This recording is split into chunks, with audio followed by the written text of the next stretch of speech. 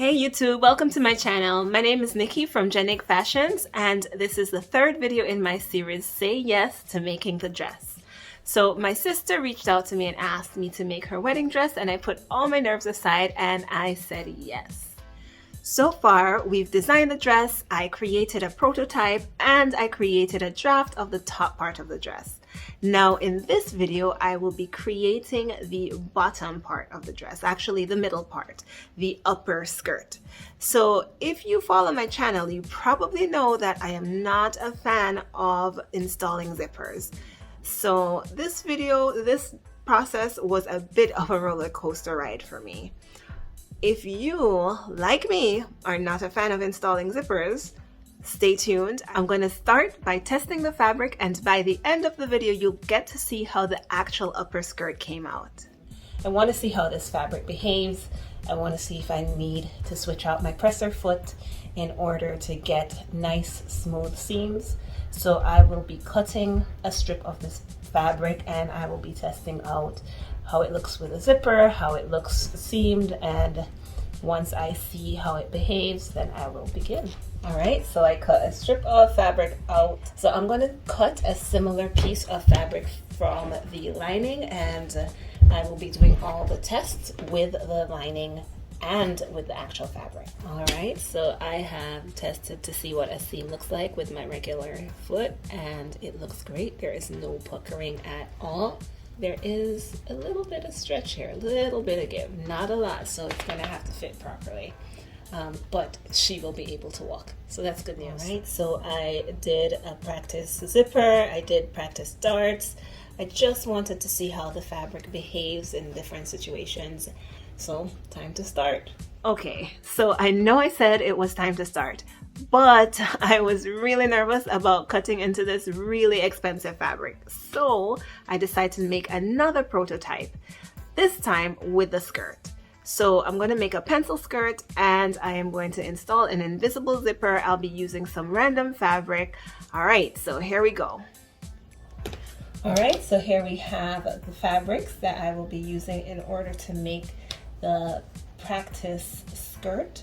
That will be similar to the skirt part of the wedding dress.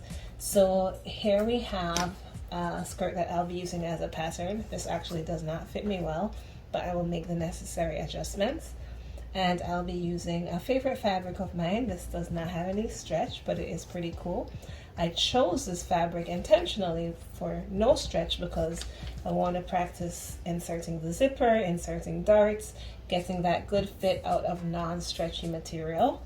And to line the skirt, I'm just using a regular knit fabric. So I went ahead and pinned here and pinned here, and I have my fabric doubled, both the regular fabric and also the lining, and I'm going to cut around that area.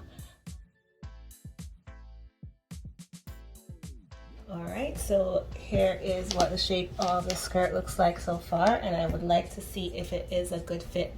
I am unable to try it on as is because it does not stretch and there is no zipper yet. So what I'm going to do is I'm going to go ahead and cut down where the zipper will be, the seam at the back where the zipper will be. I am not going to cut all the way yet because I do want to see what it will look like when it goes on, and I can't hold it onto myself if I cut the whole way down. But eventually I will be cutting the whole way down to install that zipper.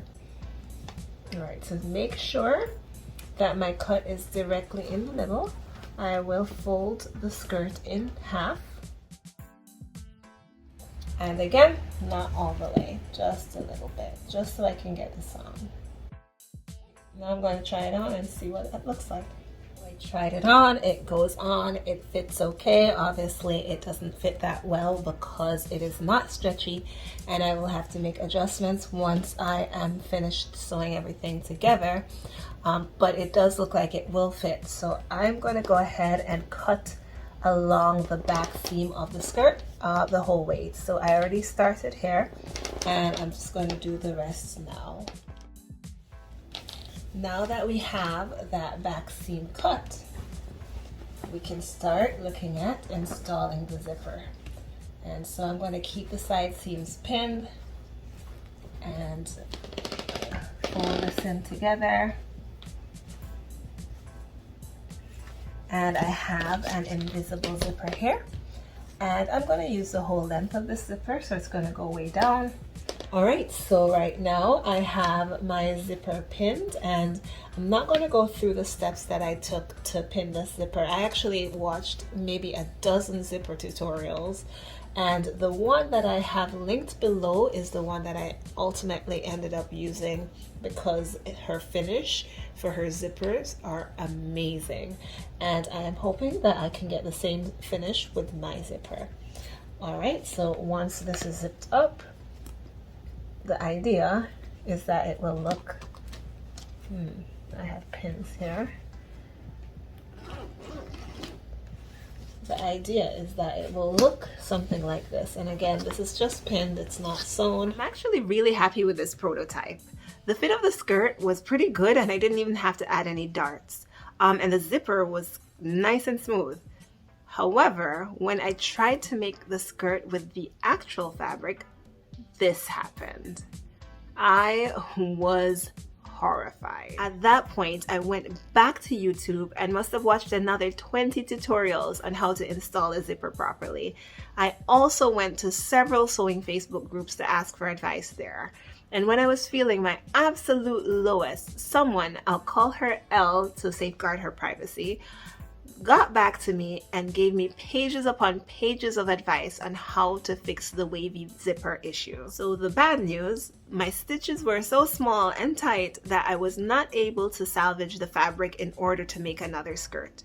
The good news is that I did have enough fabric to make another skirt, and that came out flawlessly, thanks to Elle's wonderful advice. So I know you all want to know Elle's awesome advice to get the perfect invisible zipper, so I'm going to do my best to summarize in 4 quick points. 1.